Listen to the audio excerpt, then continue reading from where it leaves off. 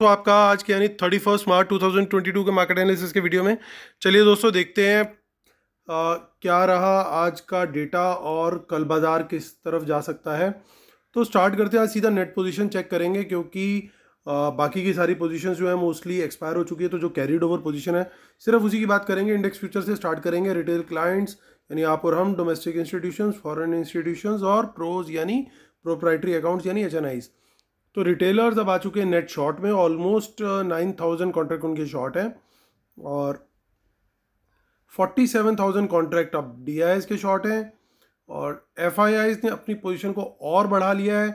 47,000 से बढ़कर हो गया वो 64,000 कॉन्ट्रैक्ट लॉन्ग और प्रोज वापस से शॉर्ट में आ गए हैं 8,000 कॉन्ट्रैक्ट के साथ। बात करते हैं अब इंडेक्स कॉल की। इंडेक्स कॉल के अंदर देखते हैं तो रिटेलर्स 1,23,000 से अब घट के रह गए हैं 62,000 शॉर्ट। DIs का 939 कॉन्ट्रैक्ट लॉन्ग है और FIIs की आज काफ़ी कॉल्स एक्सपायर हुई हैं। 1,67,000 काफ़ी बड़ा नंबर है। अब उनके पास बची हैं सिर्फ 84,000 कॉल्स। प्रोज को देखें तो प्रोज की जो कॉल राइटिंग थी वो काफ़ी हद तक ख़त्म हुई है। अब 23,000 उनकी कॉल राइटिंग बची है बस। बात करते हैं इंडेक्स पुट की। बहुत इंटरेस्टिंग डेटा है क्योंकि रिटेलर्स का ये नंबर लगातार घट रहा है, which is a very good sign. अगर ये कंटिन्यू होता है तो फिर मार्केट ऊपर की तरफ और बढ़ सकता है, लेकिन अगर ये कल कंटिन्यू नहीं होता इंट्राडे में तो फिर अपोजिट एक्शन देखने को मिला। तो अब रिटेलर्स की बची है 1,81,000 पुट राइटिंग। DIs के पास बची हैं अभी भी 20,000 पुट्स। पहले थी कल तक 43,000 पुट लॉन्ग थी, अब 20,000 बची हैं। FIs के पास थी कल तक 3,11,000। बड़ा नंबर यहाँ पे आज एक्सपायर होते हुए दिख रहा है। तो 1,39,000 पुट्स बची हैं उनके पास अब। तो सिर्फ कॉल ही नहीं, इनका पुट का भी दोनों जगह पे इनकी एक्सपायरी देखने को मिली है। देखिए कॉल का भी काफ़ी बड़ा इनवाइंडिंग है और पुट का भी काफ़ी बड़ा इनवाइंडिंग है। प्रोज की पोजीशन देखते हैं तो प्रोज पुट को बाय करके गए हैं। अब वो नेट बेसिस पे 20,000 लॉन्ग है। स्टॉक फ्यूचर में काफ़ी स्टॉक फ्यूचर्स रोल ओवर किए हैं FIs ने, बट काफ़ी एक्सपायर भी हो गए। 63,000 कॉन्ट्रैक्ट्स उनके माइनस में दिख रहे हैं। 2,65,000 कॉन्ट्रैक्ट अब उनके बचे हैं। वहीं एट द सेम टाइम प्रोज की 80,000 की बाइंग आ गई है और सडनली वो 1,40,000 के नंबर पे आ चुके हैं। और एज एक्सपेक्टेड जो कि मंथली एक्सपायरी के दिन देखने को मिलता है, स्टॉक ऑप्शंस में दोनों जगह पे अनवाइंडिंग दिख रही है रिटेलर्स की। हालांकि पुट राइटिंग इंक्रीज हुई है स्टॉक के पुट्स में, जबकि जो कॉल्स है वो अनवाइंड होती हुई दिखी हैं। और स्मार्ट मनी का मोस्टली अपोजिट साइड पे एक्शन है। और चलते अब NSE की साइड पर और वहाँ पे देखते हैं क्या डेटा हमें दिखाई दे रहा है। तो कैश मार्केट में दोनों इंस्टीट्यूशंस बाय करके गए हैं, FIs भी और DIs भी। सो ठीक ठाक बाइंग हुई है आज इनकी। ऑलमोस्ट मिला करके भी 4,200 करोड़ के आसपास का इनका बाय है। यानी बाकी की जो सेलिंग हुई है वो रिटेलर्स और उनके द्वारा हुई है, प्रोज के द्वारा। सो निफ्टी का फ्यूचर देखते हैं। सबसे पहले ये आज की क्लोजिंग 31 मार्च का है। तो आप देख सकते हो कि 28 लाख कॉन्ट्रैक्ट यहाँ पे अनवाइंड हुए हैं। तो हमें अप्रैल में देखना पड़ेगा अब कि वहाँ पे कितना रोल ओवर हुआ है और मई में कितना रोल ओवर हुआ है। सो अप्रैल में ऑलमोस्ट सेम क्वांटिटी जो है वो रोल ओवर हो गई है ऐसा लग रहा है। और मई को भी चेक कर लेते हैं तो मई से भी एक हमारे को और एडिशनल मिल जाएगा। तो मई में तो ये देखें तो थोड़ा बहुत जो एडिशनल ओपन इंटरेस्ट है, चेंज इन ओपन इंटरेस्ट, वो इंडिकेट करता है कि रोल ओवर पूरी तरीके से काफ़ी हद तक कंप्लीट हुआ है। और इसको वापस हम एक बार शीट पर चल करके भी समझेंगे कि किस तरीके से ये हमें इंडिकेट कर रहा है। तो बैंक निफ्टी पहले देख लेते हैं, फिर बाद में हम एक बार शीट पे जब कंक्लूजन में चलेंगे तो इस रोल ओवर की बात करेंगे। सो आप देख सकते हो यहाँ पे बैंक निफ्टी का ऑलमोस्ट 8 लाख का अनवाइंडिंग है। उसके बाद अप्रैल में ऑलमोस्ट 5 लैक्स ऐड हुए हैं और मई भी चेक करेंगे।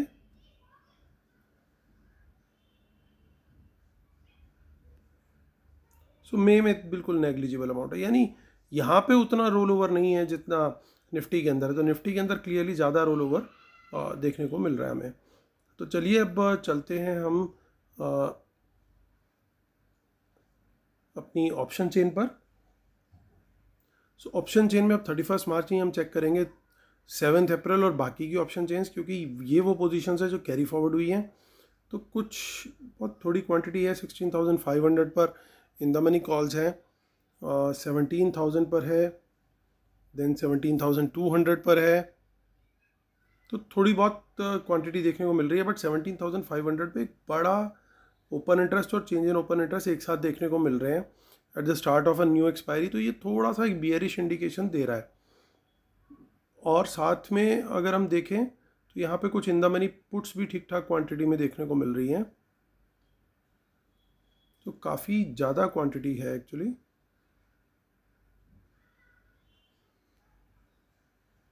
सो हर काफ़ी दूर तक दिखाई दे रही हैं। माफ़ कीजिएगा। सो 18,000 की जो पुट है उसका एक बार हम प्रीमियम चेक करते हैं। 517 या 515 के रेट पर ये बिक रही है। तो हमारा जो प्रीमियम है इसके अंदर है, इसका मतलब थोड़ा बहुत प्रीमियम 30 रुपीज़ के आसपास का, तो दैट्स ओके। तो दैट मीन्स कि ये बाइंग हो सकती है स्मार्ट मनी का, इसमें कोई वो नहीं है हमें। सो यहाँ पे नेक्स्ट जो ऑप्शन चेन है 13 अप्रैल की, तो इसमें भी कुछ इन द मनी कॉल्स दिखाई दे रही हैं। 16,500 पर है, 17,000, ये आई थिंक 13 अप्रैल शायद लोड नहीं हो रहा है ठीक से।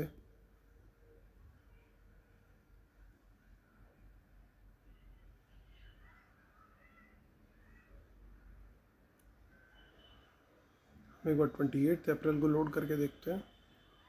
ये आ गया। तो यहाँ पे हमें काफ़ी वॉल्यूम्स दिखाई दे रहे हैं। 14,500 है, देन 15,000 भी है,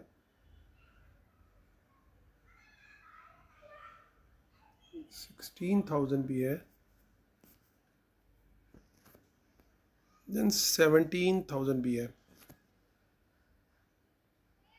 वहीं पुट साइड पे भी कुछ नंबर्स हैं पर उतने बड़े नहीं हैं। हालांकि 19,000 पे कुछ पुट्स हैं, बट अपार्ट फ्रॉम दैट फिर 19,300 पर भी है। बट इसके अलावा उतना ज़्यादा नंबर्स नहीं है। अभी हम एक बार ट्राई करते हैं 13 अप्रैल को चेक करने की।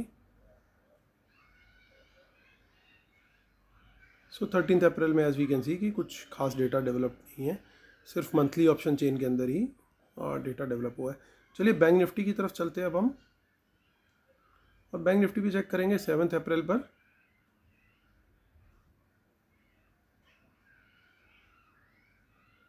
तो 7 अप्रैल में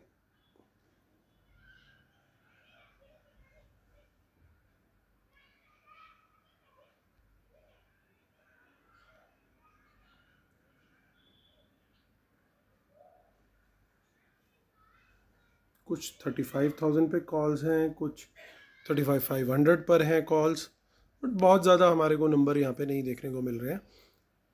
36,600, 37,000, देन 38,000 पर भी है, 39,000 पर भी हैं। तो कुछ कुछ दोनों तरफ मिक्स टाइप के ट्रेड्स देखने को मिल रहे हैं अभी हमें। 13 अप्रैल और देखते हैं। यहाँ पे सरप्राइजिंगली निफ्टी में कुछ नहीं मिला, लेकिन 13 अप्रैल में यहाँ पे हमें कुछ इन द मनी कॉल्स देखने को मिल गई हैं। उसके अलावा डेटा के अंदर कुछ खास नहीं देखने को मिल रहा है। और 28 अप्रैल को भी हम देख लेते हैं।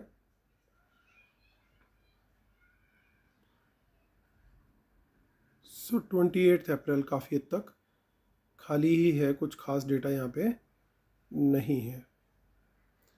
तो चलिए, हमारा व्यू एक काफ़ी हद तक क्लियर हो चुका है।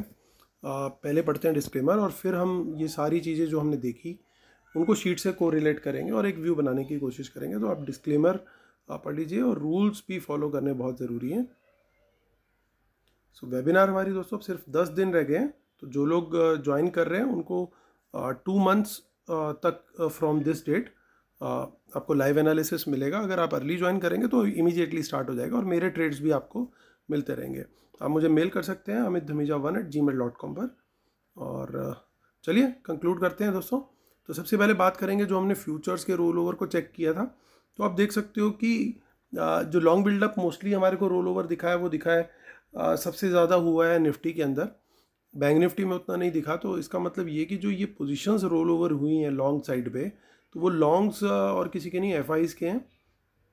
बाकी सब क्योंकि मोस्टली शॉर्ट में है, तो इनके ही मैक्सिमम लॉन्ग्स जो हैं वो दिख रहे हैं कि वो रोल ओवर हुए हैं। और आते हैं हम इंडेक्स कॉल के डेटा पर। सो इंडेक्स कॉल का डेटा अगर देखें ध्यान से, तो काफ़ी पोजीशन जो है वो दिखाई दे रही है कि इनकी एक्सपायर हुई है आज। लेकिन एट द सेम टाइम एक बात ध्यान देने वाली है दोस्तों कि जो कॉल अभी भी ये होल्ड कर रहे हैं वो 84,000 के करीब क्वांटिटी है नेट बेसिस पे। सो दे आर बायर्स, तो इसमें काफ़ी कुछ पोजीशंस पॉसिबल है कि इन द मनी कॉल्स भी हों। बट अभी भी प्रोज थोड़ी सी पोजीशन जो है कॉल राइटिंग की होल्ड करके चल रहे हैं, तो वो एक थोड़ा सा नेगेटिव है। अदरवाइज ऊपर के जो दो डेटा सेट्स एफआईज के हैं वो अभी मोस्टली पॉजिटिव दिख रहे हैं यहाँ तक के एनालिसिस में। अब बात करते हैं पुट की। इन्होंने अपनी मैक्सिमम कॉल्स जो है वो आज ख़त्म होने दी, लेकिन इनकी पुट उससे ज़्यादा हालांकि ख़त्म हुई है, लेकिन फिर भी ओवरऑल पुट की क्वांटिटी काफ़ी ज़्यादा है। सो ये एक चीज़ इंडिकेट करता है। साथ में देखने वाली चीज़ ये है कि प्रोज जो है यहाँ पे भी पुट लॉन्ग में है और कॉल भी राइट करके बैठे हैं, प्लस फ्यूचर्स में भी शॉर्ट है। तो यानी प्रोज की पोजीशन बहुत ज़्यादा बुलिश वाली तो बिल्कुल भी नहीं लग रही है। हाँ, ये ज़रूर है कि उनके पास स्टॉक फ्यूचर ठीक ठाक क्वांटिटी में है। हालांकि नेगेटिव यहाँ पे एफआईज के काफ़ी हद तक जो स्टॉक्स निकले हैं स्टॉक फ्यूचर, तो वो भी एक नेगेटिव पॉइंट है। तो दोस्तों थोड़ा सा अगर देखें तो थोड़ा सा बायस जो वो बियर साइड पे दिखाई दे रहा है। हालांकि लॉन्ग पोजीशन अभी भी हैं, तो ऐसा भी पॉसिबल हो सकता है कि एक थोड़ा बहुत गैप अप खोल करके फिर उसके बाद नीचे लेके आया जाए मार्केट को, या फिर सीधे भी ला सकते हैं। तो थोड़ा सा कल मैं वेट एंड वॉच की पॉलिसी अडॉप्ट करूँगा, क्योंकि डेटा जो आज एक्सपायर हुआ है उसमें बहुत सारी पोजीशंस जो हैं वो ऑटोमेटिक एक्सपायर होती हैं, वो बाय या सेल करके एक्सपायर नहीं होती हैं, वो टाइम की वजह से एक्सपायर होती है कि 31 मार्च 3:30 हो गया तो जो पोजीशन थी वो एक्सपायर हो गई। अब वो नई सीरीज है, नई स्टार्ट है, एग्जिस्टिंग डेटा के ऊपर वो फर्दर किस डायरेक्शन में बिल्डअप बनाना शुरू करते हैं वो बहुत क्रूशियल है, और अकॉर्डिंगली मार्केट जो है वो चलना चाहिए। मुझे थोड़ा सा, मैंने आपको एक पोजिशनल व्यू भी बताया था कि मुझे थोड़ा सा मार्केट अगले 2-4 दिनों में लगता है कि पॉसिबली शायद थोड़ा सा नीचे आ सकता है, क्योंकि 31 मार्च के चक्कर में जो DIs का इनफ्लो था वो काफ़ी अच्छा खासा था, तो उस चक्कर के अंदर मार्केट एक चढ़ रहा था। अब कल से हो सकता है DIs का उतना इनफ्लो शायद ना रहे, मे बी आए मे बी ना रहे, कोई श्योरिटी नहीं है। बट 31 मार्च तक एक अच्छा खासा पैसा इन्वेस्ट होता है मार्केट के अंदर थ्रू DIs मोस्टली। सो अब वो कल से अगर वो थोड़ी सी भी स्टॉपेज होती है उसके अंदर, तो जो अभी DIs मार्केट को रोक करके चल रहे थे, संभाल रहे थे, वो कहीं ना कहीं एक बार को थोड़ा सा नीचे आ सकता है बाजार। तो वो एक पोजिशनल व्यू है, दैट कैन हैपन टुमारो, अगले 2-3 दिन के बाद एक थोड़ा सा वहाँ पे पॉसिबिलिटी है। तो कल शुरू में मैं थोड़ा सा वेट एंड वॉच करना चाहूँगा, एटलीस्ट 15-20 मिनट की मार्केट डायरेक्शन कौन सी डिटरमाइन कर रहा है, और उस डायरेक्शन में मैं ट्रेड लेने की कोशिश करूँगा। प्रेफरेंस जो है मेरी वो रहेगी कि अगर थोड़ा सा मार्केट हल्का फुल्का गैप अप खुले और उसके बाद नीचे की डायरेक्शन में जाए तो एक परफेक्ट ट्रेड होगा वो, क्योंकि इनकी जो लॉन्ग्स हैं वो भी निकलते हुए दिखेंगे उसके अंदर, और फिर जो इनके शॉर्ट वाली पोजीशन है उनके अंदर भी इनको प्रॉफिट आता हुआ दिखेगा। लॉन्ग्स क्योंकि यहाँ पे ये जो दो खड़े हुए हैं अभी भी, इंडेक्स फ्यूचर एंड जो कॉल्स हैं एंड प्लस जो भी स्टॉक फ्यूचर है, तो वहाँ पे पोजीशन इनको हल्की करना थोड़ा सा इजी होगा। सो बट ये 15 मिनट्स मेरे को एटलीस्ट वेट करने का मेरी कल की स्ट्रेटेजी रहेगी कि 15-20 मिनट एटलीस्ट देखेंगे कि क्या डायरेक्शन पकड़ रहा है मार्केट, एंड अकॉर्डिंगली फिर उस प्राइस एक्शन के ऊपर हम लोग कल जो है ट्रेड करने की कोशिश करेंगे। तो दोस्तों ये मेरा व्यू है। एक्सपायरी के बाद जनरली थोड़ा सा नेक्स्ट डे एक कॉशन लेनी चाहिए, ताकि फ्रेश डेटा और फ्रेश जो सेटअप बन रहा है वो स्मार्ट मनी किस डायरेक्शन में बना रही है वो हमें डायरेक्शन मिल जाएगी प्राइस के बेस पे कि किस डायरेक्शन में मूव आ रहा है, एंड अकॉर्डिंगली उसी डायरेक्शन को फॉलो करने की हम लोग कोशिश करेंगे। सो दोस्तों ये मेरा व्यू है कल के लिए। उम्मीद करता हूँ आप लोग को मेरा वीडियो पसंद आया होगा, और प्लीज़ आप लाइक का बटन भी ज़रूर दबाइएगा और शेयर भी ज़रूर कीजिएगा। चलिए दोस्तों, उम्मीद करता हूँ आपका ये फाइनेंशियल ईयर बड़ा अच्छा गया होगा और आने वाला फाइनेंशियल ईयर भी आपके लिए बहुत प्रॉफिटेबल और बहुत सुख वाला है। इसी दुआ के साथ मैं आपसे अलविदा लेता हूँ आज। कल फिर मिलूँगा यहीं पे, तब तक के लिए टेक केयर, बाय बाय।